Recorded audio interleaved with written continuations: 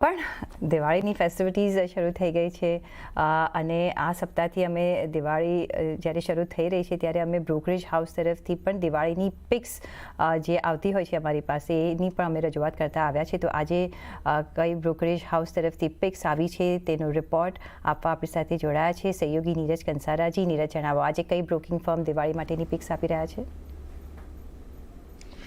જી, તો આજના દિવસે ખાસ કરીને આપણે બે બ્રોકરેજ હાઉસને પિક્સ લઈને આવ્યા છે. સૌથી પહેલાં સેન્ટ્રમ પર નજર કરી લઈએ. ટોટલ 5 પીક છે એમની. સૌથી પહેલાં EMS સેગમેન્ટમાંથી ડિક્શન પર તેઓ બુલિશ છે. તેમને લાગી રહ્યું છે અહીંયા એક સારી તેજી જોવા મળશે. 21,574ના ટાર્ગેટ, 29%ની અપસાઇડ તેઓ અહીંયાથી લગાવી રહ્યા છે. એક અનુમાન ખાસ કરીને આઝાદ એન્જિનિયરિંગ પર તેઓ બેટ કરી રહ્યા છે.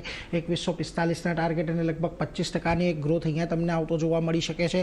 એમના મુજબ સિરમા SGS આ બીજી EMS કંપની છે કે જ્યાં આગળ આપણને એક સારી તેજીની અપેક્ષા છે. 1035નો ટાર્ગેટ, 29%ના રિટર્ન તમને અહીંયાથી બનતા જોવા મળી શકે છે. આ ઉપરાંત PSU બેંકમાંથી કેનેરા બેંક પર તેમની પસંદગી છે.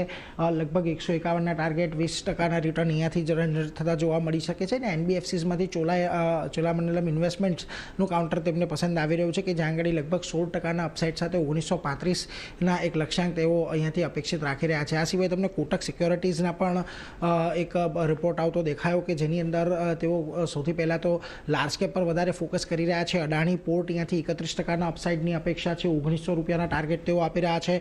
અક્યુટાસ કેમિકલ મિડ કેપ કંપની છે, 15%ના રિટર્નની અહીંયા એક અપેક્ષા છે. 1780નો ટાર્ગેટ અહીંયા તમને જોવા મળી શકે છે. આ ઉપરાંત ક્યુમિન્સ ઇન્ડિયા, ત્યાં પણ એક સારા ગ્રોથની અપેક્ષા છે. 11%નો એક ગ્રોથ અહીંયા કદાચ આવી શકે છે. 4400નો ટાર્ગેટ અહીંયા તેઓ આપી રહ્યા છે.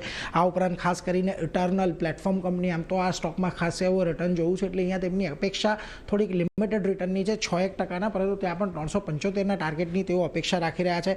બીજી તરફ ICICI બેંક કે જ્યાં આગળ અંડર પરફોર્મન્સ આપણને ઓવરઓલ જોવા મળ્યું, 22%ના રિટર્નની અહીંયા અપેક્ષા છે. 1700ની આજુબાજુના રિટર્ન અહીંયા આવી શકે છે. MNMની અંદર પણ હજી જે તેજી આવી ગઈ છે, હજી 15%ના અપસાઇડની તેમને અપેક્ષા છે. લગભગ 4000ના ટાર્ગેટ. અને રિલાયન્સ કે જ્યાં આગળ આપણે છેલ્લા ઘણા સમયની અંદર એક કન્સોલિડેશન જોયું છે, 13%ની અપસાઇડ, 1555ના ટાર્ગેટ માટે તેઓ અહીંયા પણ બેટ લગાવી રહ્યા છે. એટલે સેન્ટ્રમ અને કોટક સિક્યોરિટીઝની આ દિવાળી પિક્સ છે જેના પર ખાસ નજર રાખવાની છે. જી નીરજ, ઘણો આભાર તમારો આ સમગ્ર જાણકારી આપવા માટે. તો યસ,